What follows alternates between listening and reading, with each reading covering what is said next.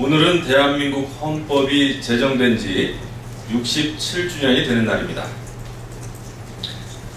대한민국은 헌법에 명시된 자유민주주의와 시장경제, 법치주의를 바탕으로 지난 60여 년의 세월 동안 눈부신 경제 발전과 민주화를 일으켰습니다.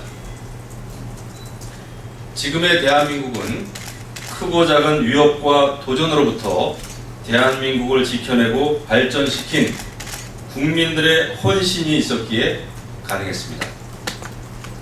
새누리당은 국민 여러분들의 위대함에 경의를 표하고 감사를 전합니다. 대한민국 주권은 국민에게 있습니다. 그리고 모든 권력은 국민으로부터 나온다는 헌법 정신을 다시 한번 겸허하게 되돌아보게 됩니다. 새누리당은 앞으로도 헌법의 정신과 가치를 수호하는 일에 앞장설 것이며 법치가 바로 서고 정의가 살아 숨쉬는 대한민국을 위해서 노력할 것입니다. 다음은 국정원의 해킹 프로그램 관련된 내용이 되겠습니다. 어제 새정치민주연합은 시중의 해킹 프로그램을 이용해서 스마트폰 해킹 시연회까지 열었습니다. 수권 정당임을 자부하는 제1야당이 뜬금없이 국회에서 해킹 시연회까지 하는 것은 국민의 불안감만을 조장하는 어처구니 없는 일이라 여겨집니다. 지난해에는 어느 야당 당직자가 카카오톡 민간 사찰을 주장해서 해외로 사이버 대이동, 이른바 사이버 망명의 현상까지 일어났었습니다.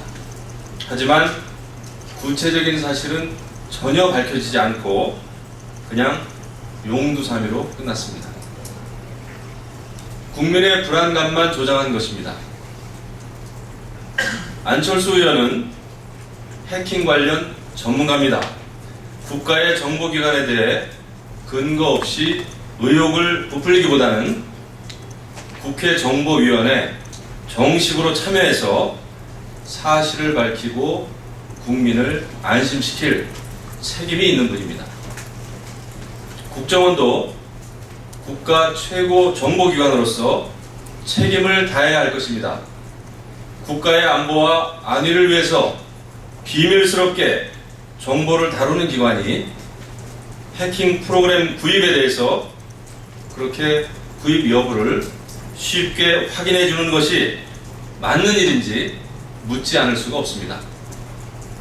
같은 프로그램을 구입한 것으로 보이는 35개의 나라, 그 어느 나라도 프로그램 구입 여부를 스스로 밝힌 나라는 한 나라도 없습니다. 국정원은 보다 굳건한 소신을 가지고 임해주기를 바랍니다. 북한은 별도의 해커 부대를 운영하면서 남한의 사이버 공격을 지속적으로 하고 있습니다.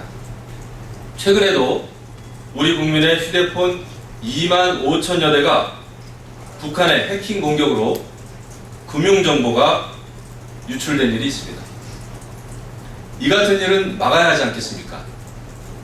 이런 임무를 수행하는 우리의 국가기관을 정치권이 흔들어서야 되겠습니까? 이번에 국정원이 구입했다는 프로그램은 20회선에 대해서 사용할 수 있는 양이라고 합니다. 이 가운데 2개 회선은 정보기관 내부 실험용이고 나머지 18개 회선은 해외 대간첩용으로 사용된 것으로 관계기관에 의해서 확인됐습니다. 새정치민주연합의 이번 시연회는 의혹 해소를 위한다기보다는 정치용, 정쟁용 이벤트에 가까운 퍼포먼스였습니다. 다시 읽겠습니다. 새정치민주연합의 이번 시연회는 의혹 해소를 위한다기보다는 정쟁용 이벤트에 가까운 퍼포먼스에 그쳤습니다.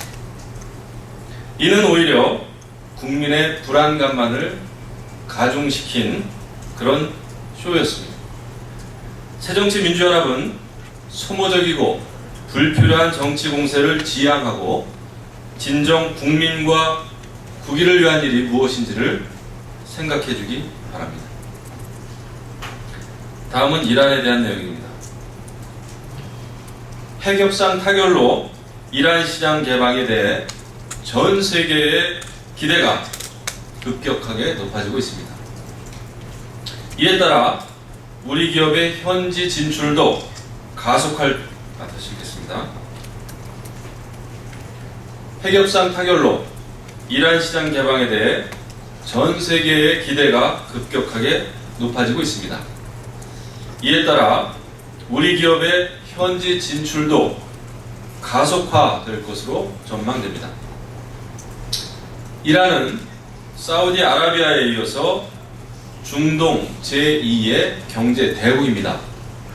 인구 8천만 명의 소비시장을 가진 이란은 향후에 건설, 자동차, 소비재 등의 수요가 크게 증가할 것으로 예상됩니다.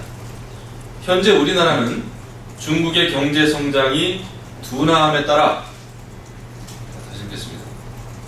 현재 우리나라는 중국의 경제 성장이 둔화됨에 따라서 수출 감소가 불가피해 보입니다. 다시 읽겠습니다.